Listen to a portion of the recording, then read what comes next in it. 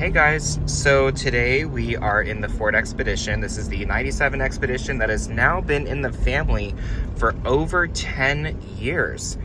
This truck actually was going to be my mom's main vehicle, and my sister was supposed to get her '07 Altima, but the engine on this one decided to do its normal thing and fire a spark plug, and essentially it had to be rebuilt, which took a while, so my sister ended up getting the 99 Camry. Long story short, so this vehicle did undergo some upgrades this year. With that, certain things had to be fixed because it was just starting to decay from not being driven. The brakes actually needed to be redone again, and then certain components of them needed to be replaced because they were so minimally responsive and the truck just didn't want to stop.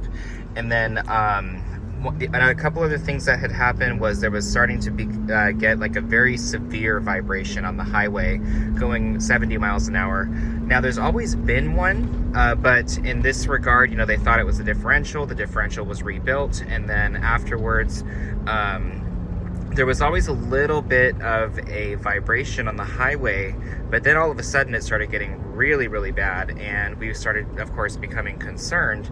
So in essence, we brought it in to get it checked out, and it looks like it was like some U-joints that went bad, some suspension components went bad, so it underwent some upgrades there, and I can report that it drives a million times better, even when it comes to its handling.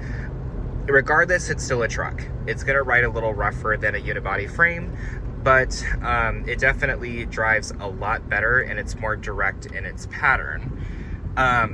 Another thing that happened with this vehicle is the transmission was getting stuck in first gear. Now, it's happened before, but very rarely, and it happens when the temperatures are really, really hot. In Vegas, it does get up to 115, 120, and we've been having some crazy heat records recently.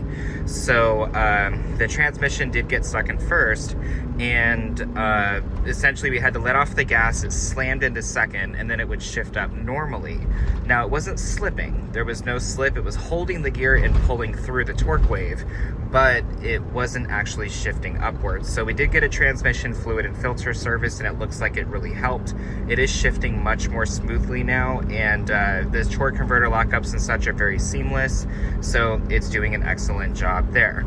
Engine, since it's been rebuilt, has been quite a gem. It's been strong. It's not fast by any means, but it definitely can pull when it needs to, and it is an overall pretty decent driving truck for its age. I mean, think about it. It's almost 30 years old. Much better than the newer Expeditions, if I say so myself.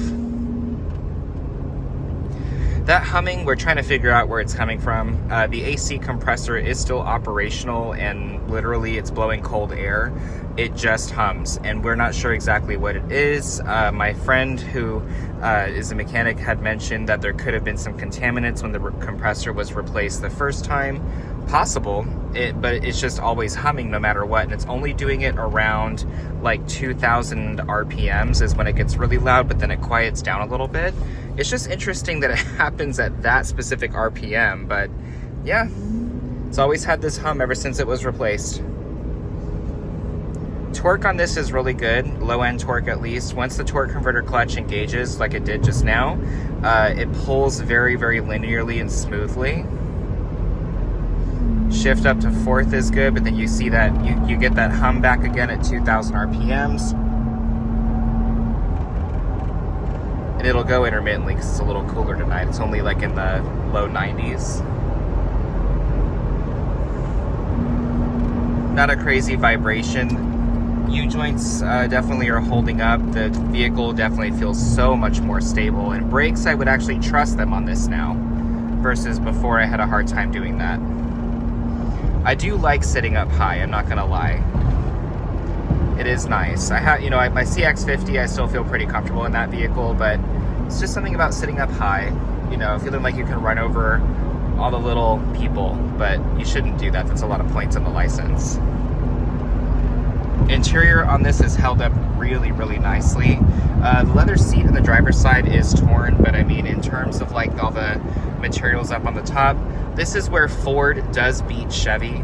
Ford interior materials are way better, but Chevy has the technology. So in that case, pick your battles, but the Ford interior's definitely held up a lot better in the past.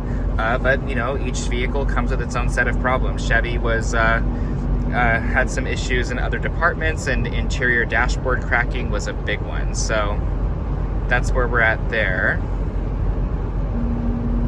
God, this drives so nicely on the highway now. And what's funny is that I feel like I'm gonna lose the car a little bit, or lose it a little bit, just because of the fact that it drives so much better. I'm expecting to compensate for something and I don't have to. So it is really nice.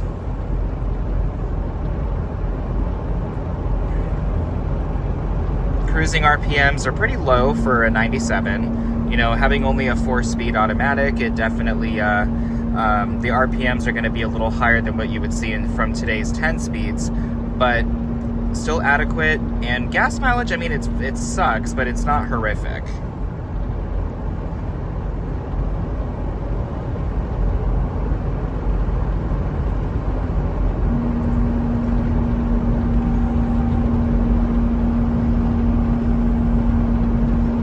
Overall, not bad. So with that, guys, if you have any questions or concerns, hit me up. I'll catch you all later. I'm gonna go have dinner and probably crash out for the night. Thanks for watching.